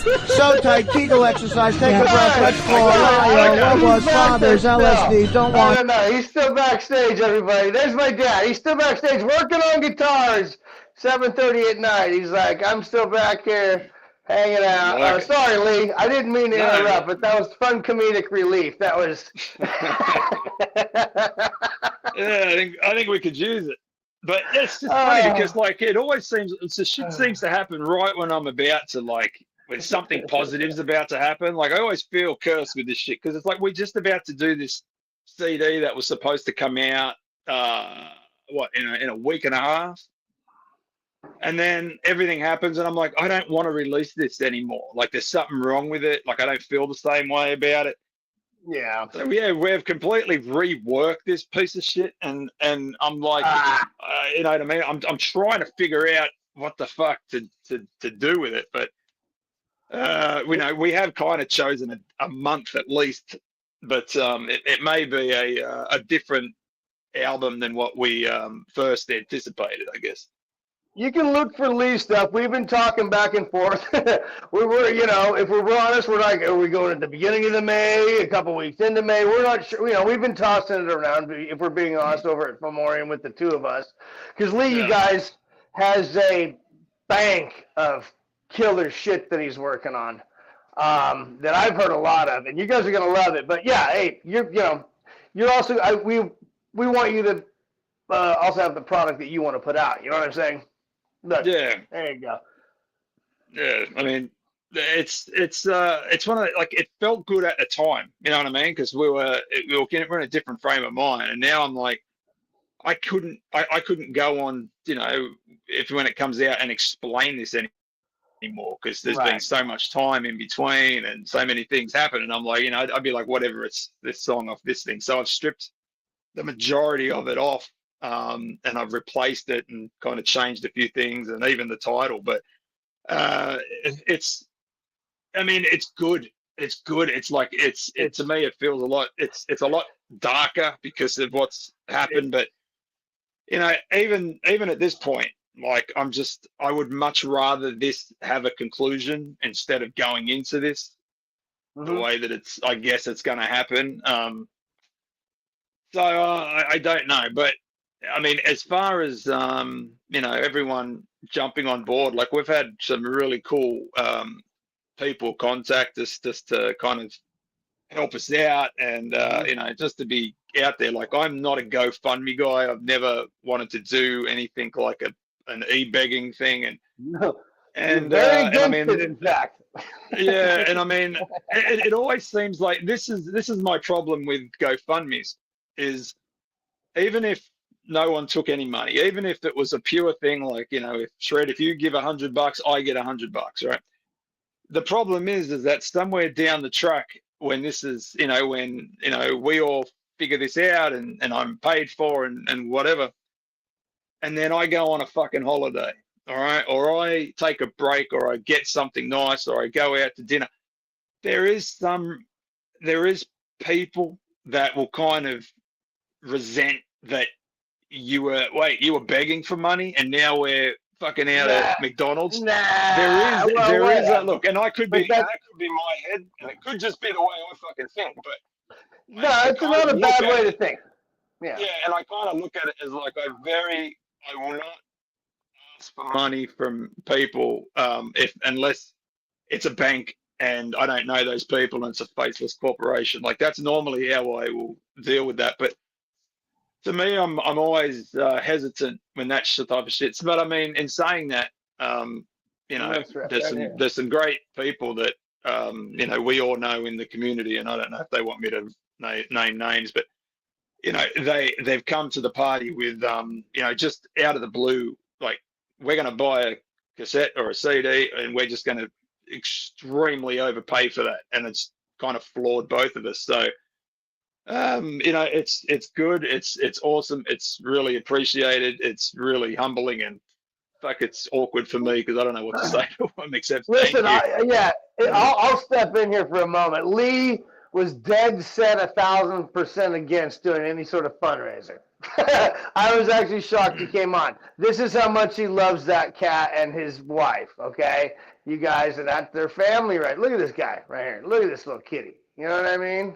He's a warlord, you know what I mean? So, yeah, and again, and you know, with the loss of your mother and all that kind of shit, I mean, you guys have had a lot of shit go on. And Lee is not the kind of guy, and knowing him for the time I've known him, that's going to show you guys all that. You know what I mean? And this means a lot, okay? It really does. It's going to the cat, okay? And if they want to go out and have fucking dinner and have a date, they fucking deserve it for the shit they've gone through. Date night, rock show, whatever the fuck you're doing, this is not going to that. This is, look at this, for this guy right here. Look at that. Look at that. There's just a snaggletooth right there. Yeah. You know, so. And I mean, look, to be perfectly honest too, you've also got that thing in the back of your mind when you say something like, oh, look, if you go buy something off here, you know, we're going to put that money. And then I'm starting to think, and trust me, this runs in my brain 24/7. I'm like, fuck, is this guy buying it because he likes it, or is he buying it because it's support? And I'm like, you know, so I'm not good at this thing. I would much rather, you know, deal with it the way we can deal with it. But you know, then it's someone comes and surprises me and gives us something, and I'm like, fucking hell, thank you. But you know, because you guys are good people. Good people get good things. I tell people that all the time. You know what I mean? Everyone has a struggle. Just like, you know, who was just saying that here? You know what I mean? It's, you don't feel bad for, right here. You know, I know who this guy is. You know, Jeremy, right on, dude. You know what I mean? Fucking don't feel bad for letting people help if they want to, man. You know, we know who you guys are. You know what I mean? You guys aren't fucking shitheads. You and I mean, look, a lot of these people. And a lot of these people, like, you know, I see in the chats, and I mean, you kind of communicate with them like you would communicate with every day. You don't really know them, but then, you know, out of the goodness of their heart, it's just like, I'm going to support or I'm going to help, and it's I'm not used to that, guy. So I feel, look at that fucking tongue. Well, listen, it's all right. You're not a charity case. You don't like to accept charity. Nobody does. It's okay, man. You know what I mean? But it's not. It's not just helping you. It's helping the cat. It's helping the cause, man. It's for a good thing, man. Yeah. Should we play a song real quick, man? I kind of got to take a leak if that's cool. Unless you want to vamp. Yeah, man. Let's play a song, and then I got some other stuff I want to plug. But if you guys can, we can leave this information up right there. Yeah, think positive, no negativity right there. There's Fraser saying that. Right on there, Fraser. Think positive, no negativity. I'm pretty... What is he, sitting in a Volkswagen van smoking a doobie right now? So the thing is, Fraser, you don't know actually what he said because it's talk to text, right? So he, God knows what it translated. Talk to text. That's not what I was gonna say, but Jeremy, let's hear some Warhammer. Miss A, I need a piss break. Break time.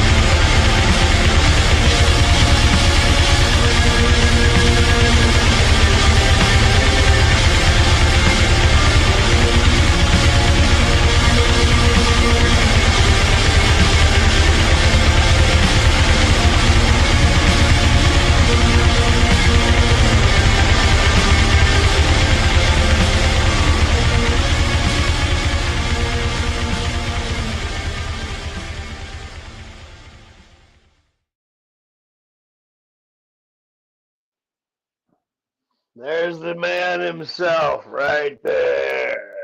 That was a quick piss. Just quick. Wow, that was 6 Coors Lights worth. So that wasn't bad. Then I'll take that. That's a 6 Coors Light world record right there. At least a Northern California record. So, anyways, Brother Lee, yeah, you've been working on a lot of cool shit. Again, I can't wait. I know I got a cassette coming to me. And you guys can find a lot of your shit over there on all your is there any cassettes left over there on Bandcamp? Yeah, there's like I think there's a handful more. Okay. Maybe 5 or 6. But I mean, I'm not going to do the cassettes again. They were a pain in the fucking ass. I should have listened to myself the first time. But the CD version of it is there. Dude, it's cool as shit. I don't know why the fuck I listen to the stuff and I'm like, why the fuck did I leave it off? Or, and even the Ram It CD right now, everyone, I mean, sound like everyone, like people who bought it, like really liked it. And I got a lot of positive, like responses from shit that were like people that were just in the UK and the funny story I told you about one of the UK guys, like UK traditionally do not like me, right? And I say that with not knowing anything. They won't listen to it. None of them want it. But the funny thing is they will buy the Inebriated Winds CD. I always say it's to mock me, right? Because they don't fucking know I might have drummed on the fucking thing. But either way, so they will not buy it. So one of the guys over there who's the reviewer, when we were sending out all the Inebriated Winds when that came in, we accidentally sent it. It's a costly mistake too. We sent him a Warhammer CD instead of the Inebriated Winds, and all I got it wasn't a message to say, "Hey, I got this CD. I didn't get the one that I got." He sent a photo of my CD and a photo of fucking his order. That's all he sent. And I went, "Oh fuck, I'm gonna upset this dude." So I was like, "Listen, brother, sorry. I'm gonna get this off to you straight away." And I've spoken to Matt about this. It's kind of funny, but everyone's given Matt's CD this glowing review. So he gets the CD and he reviews it and he's like, "It's good. It's not perfect. It's good." And then he picks up my CD and goes, "This fucking thing though, it's the happiest mistake that I've ever had," And I was like, "Yeah, like finally, UK, you came to the party." But that particular my point of that story was that I that particular CD had all other songs on it before I changed them to the one that ended up becoming that CD. And I found them and I was like, fuck, these are really good. Like now that I haven't heard them for a long time, I'm like, I prefer them to the Ram It CD.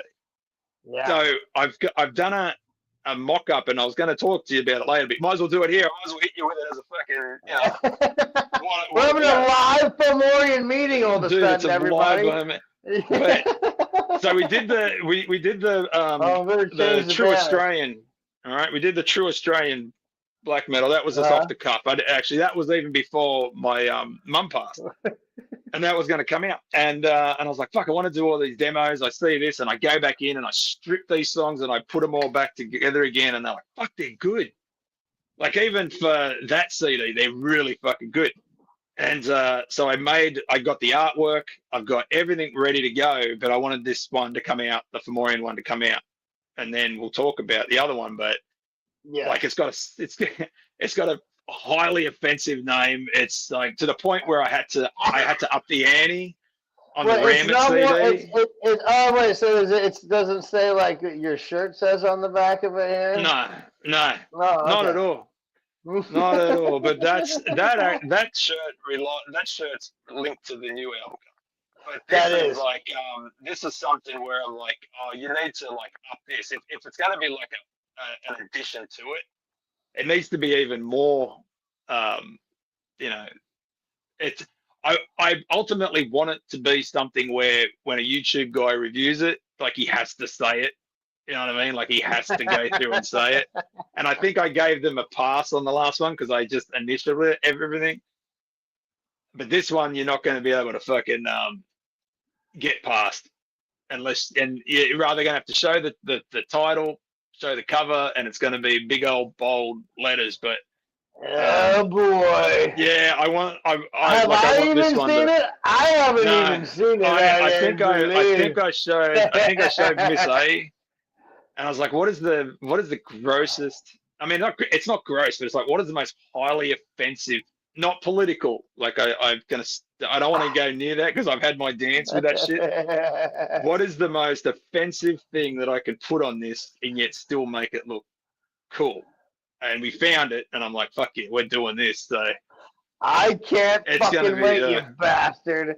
oh, dude, and like I would love to do a shirt with it because it'll rival the Jesus is a cunt shirt. Like Is it it'll gonna be like just this? yeah, it's gonna be that guy. And oh, I forgot to tell you, and this will be a side note. So I'm in the store today, and we run into Old Croc, right? Again, Old the Croc Old cheese Croc. for anyone playing along at home. Yeah, so I see the lady who works at the store, and I had it out with her. I said, "This shit, it's not Australian. It's actually made in New York City. So if you're out there in your store, people, and you want to go buy cheese and you see Old Croc cheese, it says Australian Old Croc cheese. First off, crocodiles don't make cheese. All right, they don't fucking got anything to do with cheese, and it's not made in Australia. So you can kiss my ass, Old Croc, if you fucking ever see this. You're made in New York. You know, you'd be better off calling it fucking Bronx cheese or whatever the fuck. But it ain't. I have Old a Croc. picture I can upload of it, but I don't want the company to sue us, right? Maybe I shouldn't put it up. I do have a I should be picture. able to sue them for, you know, I fucking know, I around can with show you my the display. Oh, no, that's a video. Hold on. Here's a. Yeah. Okay, hold on. I can put this up for a second. Let's see. Hold on. I'm gonna send it to the iPad real quick. Give me a moment, everybody. You're gonna see what Lee was just talking about right now. Yeah. But if you do see it, I do highly encourage everyone to complain to your manager, be a Karen, or you know, deface it because it's some bullshit and it ain't Australian. It is not. It is not. It is not. It is not. All right, I'm gonna get rid of one of these to make room. Hold on, Lee.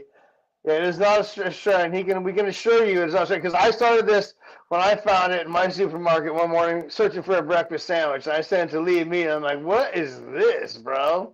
Yeah. And I just We dug deep on this one, right?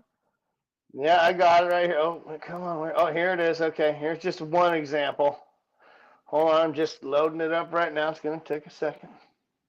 Okay. Here we go, guys. Everybody, you're about to see live what we can do over here. That right there. Yeah. There it is, right there. Okay. Those Bradley guys right said there. it. Australian. Yeah. Yeah, and All right. meanwhile, it's really this. Oh, come, where is it? Oh my, it's that. Fuck you. It's not that at all. It's not that at all. That's fucking horseshit. And as soon as I sent the first pictures to Liam, he sniffed it out immediately, just like an old croc from Australia would. He was like, "That's horseshit. There's no way." He's like, "Because your brain was, because you're a smart guy. I know you are." And he goes, "Dude, imagine that. How are they going to get the cheese all the way across it?" And then the whole catches is like, "Oh, well, we send the milk from Australian cows over." Bullshit. Yeah. It's all so they think we're going to believe there's a bunch of like Aussie cows getting around, you know? Right. Fucking talking like Steve Irwin, just fucking giving away milk. And it doesn't say where in Australia. It's just like Australian farms. Like, sure it is. Sure it is, because that's ultra fucking, you know, worthwhile shipping in milk because you guys don't have real milk over here to make Australian cheese from a crocodile. Like, you don't have to be a fucking genius to figure this shit out. From a crocodile. Oh my god, I almost got to just put it up again one more time because it's that funny. Okay, come on, where is that son of a bitch? I just put him in there. He's right here at the bottom. Hold on. Look at this stupid shit. Don't buy that. Yeah. Just saying. All right, it's not real. It's horse shit. Call out the lies. It's made in like Connecticut or some shit, and then shipped to New York, and then fucking it's shipped to New York, and then it goes to New Jersey, and then goes to like Philadelphia and some other shit. Yeah. It's complete bullshit. Let's see. Amongst other news, you guys, I know because we kind of got crossed up this weekend, but for Morning Productions, we're going to be we're switching it up a little bit, a display over there at the Realms of Rock, who just had a grand opening today. Yeah. Yeah, Right? we were supposed to go to it, and we're gonna. Eddie has been so kind as to designate a section of the store. It's a physical brick and mortar store to the Fomorian releases. So, being that the new one, being the Kai CD, we've got like a display that'll sit, on the counter, and it'll proudly say Fomorian, and it'll have like, depending on what's coming up, but at the moment it'll be like Kai, it'll be Inebriated Winds. So we're gonna try and keep him stocked up with physical releases, right, of all of the stuff that we have, if we can do it with outside artists and different things. We'll do the best we can and get him some stock that's like that you can just walk in and buy if you order through Realms of Rock. I guess he's doing that too, right? So he'll have shirts, CDs, and whatever we can give him. Yeah, and we're currently working on it. Actually, we bought the new machine, so we're actually going to producing banners, and we're already doing the buttons and all that stuff. But over at Eddie's store, we're going to be stocking all kinds of shit for us. Does Paul know about the flags yet? Paul? Yeah. I don't know. Yeah, I told him we ordered a couple. Okay. So guys, Lee just gave me some breaking news. We ordered 2 of every. No, it's fine, bro. No, cool. Soon those will be up. One from morningproductions.com. It's perfect, dude. This is what I love having you on, bro. Say dumb shit. Do you have one in front of you?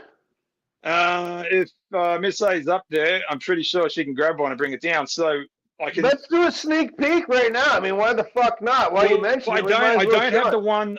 The one that is coming for. I got a test one, okay, and just to see the feel of it and the size of it.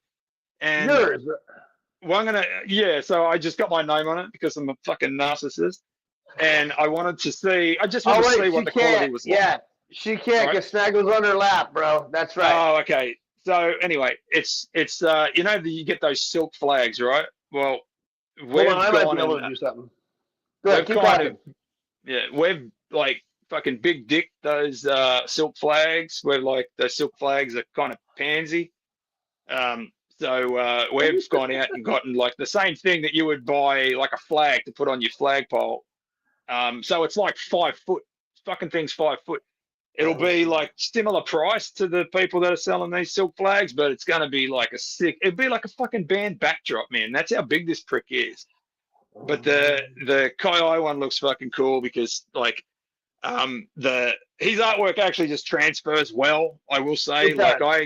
It's got a very cool is the word juxtaposition against the way it looks, and when you blow it up, it looks fucking sick, right? So that, and then the Warhammer one is the Excommunicado release, which has got the big upside down cross. The upside down inverted Christ with the old logo across the top of it, and we're talking like 5 foot by fucking 3 foot. Like it's huge. It's a banner. It's the size of it's a fucking banner. Yeah, it's taking up half your wall. Oh fuck yeah, without a doubt. Yeah, it's huge, and and when the wind, when there's a strong breeze in your room, it's not fucking moving, man. This thing is like boom, it's gonna be there.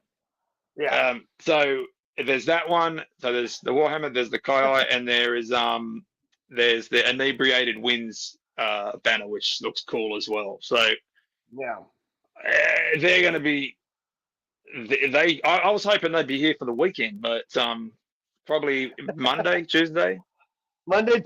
So and if you guys like them, okay, we'll get some more. We'll figure it out, right? We're gonna make some more. Paul, you can scare your neighbors even more with your own banner in front of your house. Right there, and it does. Like Warhammer's saying here, man. It does translate well onto a flag. But your flag looked cool too, and the Inebriated Winds came out cool, and we're gonna have other shit coming out, you know, and again, we got a nice little machine we bought that's gonna fucking help produce some other cool shit. We're gonna have some koozies for you guys who like to swig on a few fucking beers. You gotta have some Fomorian koozies or band koozies. You can get your Warhammer koozie. You could get a fucking, but not just yet. We're still getting there, right? But I mean, it'll be like it'll be cool, kind of like is the word tchotchkes that aren't going to be like super expensive. That it's just kind of cool to have, you know, and they're all kind of we have very much of a do-it-yourself aesthetic over here, and you know, we're forever like Shred and I are on the phone throughout the week, stupid amount of hours when we should be working, right? And we're just coming up with like stupid ideas. And so these are going to be part of it. But, it'll be something different, but kind of stuff that you use as well, not just horse shit that you're going to look at and go, what the fuck is this? So I'm really looking forward to seeing how they turn out. Paul, I think, did we get one Cannibal Dog Man and then one of the Tiki guy, right? I can't remember. I know definitely. I can't remember either. It was a while. Paul, it took a minute, but we had to fuck with the artwork a bit. Like, not the artwork side, but the logo. We had to change that to green because we only had was it a yellow one or something? Right. Yeah, and then and he had to change it to red, and we needed a red, yellow. Anyways, and anyways, it's how it worked out. We wanted it to match the album. Right. And the album has a green logo. So green on the back, yellow on the front. Yeah, and the green and black just pops. So if it looks as good as the Warhammer colors, it'll be really fucking cool. Yeah, fucking A, really dude. Cool. Fucking A. I'm happy for those. Happy for those. We got those coming out, and look for other cool shit coming out. ForMorningProductions.com over there. You know, my business partner Lee and I here, or Warhammer, as he prefers to be called. Call him Warhammer, Mr. Hammer. Mr. Warhammer, Mr. Hammer. Don't call him Hammer Time. Only I can do that because we're bros. We discussed it. Don't call me dude. Anyways, yeah, I call you dude a lot. I call everybody dude, unfortunately. So, anyways, go check him out. You know, Miss A, let's play. I liked one of my favorite things that you did, dude, was cover the fucking I killed 3 people. I also killed 3 people with a crowbar. We can play another song, and then after that song, I do have one more thing to plug that I'm going to be going down to LA doing next week, but I'm going to do that at the very end of this. And I do have a logo up for that down there, Miss A. But I would like to, Lee, if it's okay, if you want to pop off here, man, we'll play your song. Let's go all support Snaggletooth there, you guys. Let's not forget, you know, this is part of a fundraiser here, too. Hit up that fucking PayPal, that Venmo, if you can. If you cannot, share it out with your fucking friends and family. Right there, okay? Right? People who care. Yeah. And thank you to everyone who's already chipped in. That's right. Big fucking thank you to everybody. Yeah. And hey, great fucking see you again, Lee. You know what I mean? It's not often we get to do this. Hopefully one day we'll get to fucking hang out in person. Oh, look at it. You know, honestly, can I say what that reminds me of too? Is it gonna be John No, that's John Belushi. Okay. As a bumblebee, man. Remember John Belushi when they dressed as jumbo bumblebees? Okay, but you're not wrong on Blind Melon either. You're not wrong on the Blind Melon reference. Blind Melon girl. Yeah. Yeah, you're not wrong. He missed out by that much. I like that fucking Lee. And that's why I couldn't ask for a better fucking friend and business partner. You guys don't even want to know the shit we say behind the scenes and kind of conversations we get up to.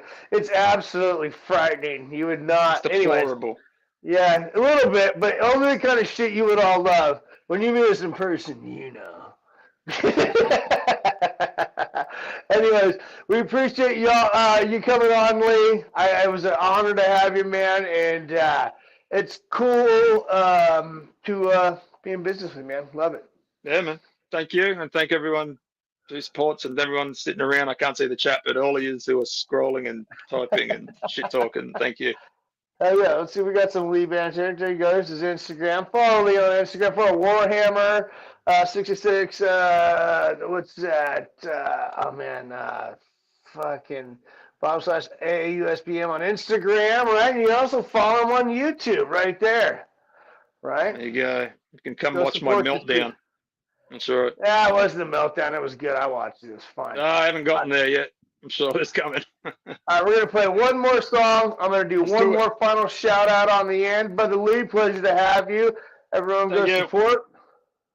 I'm going to go get another beer. Thanks, mate. Have a good night, everybody. Hell yeah.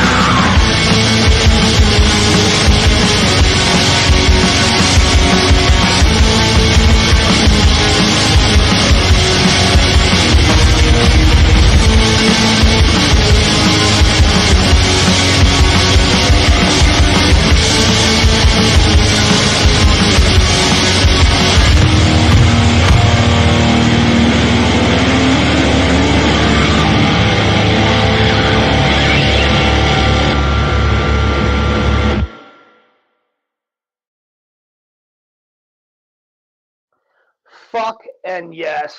Love that dude. Love his fucking music. Go check out Warhammer 666. He's got a lot of CDs available over there at fucking FullWarhammerProductions.com.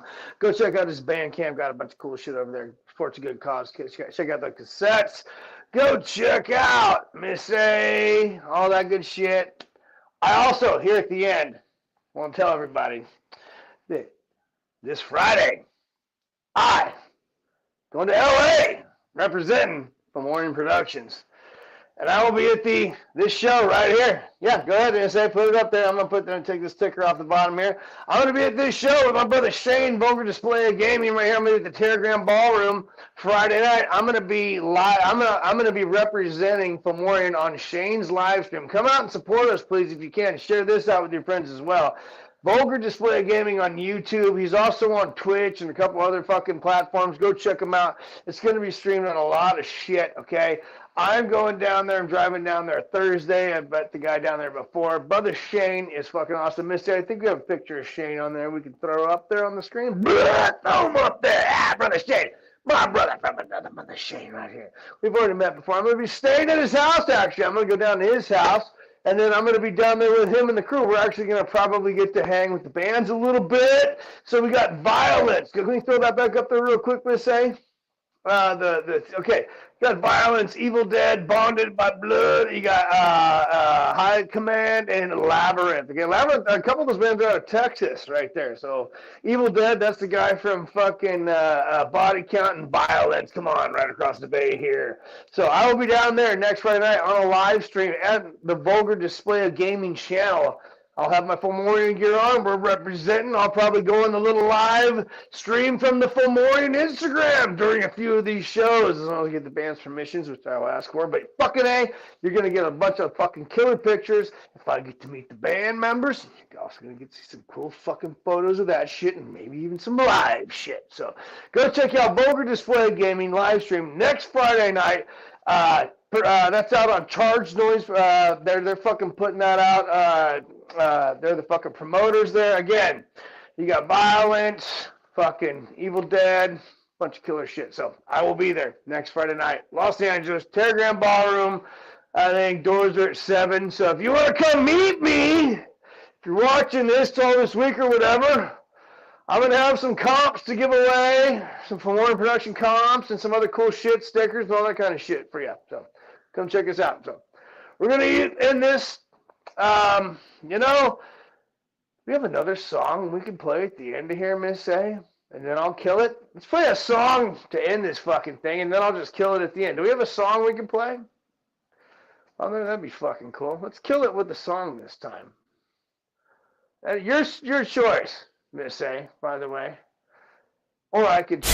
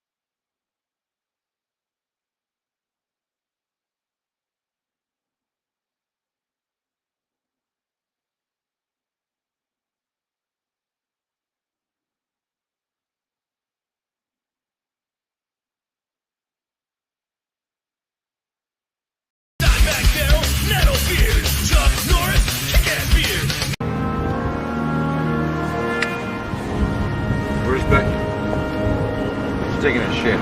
I'm gonna kick his ass, and then I'm gonna kick your ass. You're not gonna touch and then me. I'm gonna kick it like rock death. Oh, baby,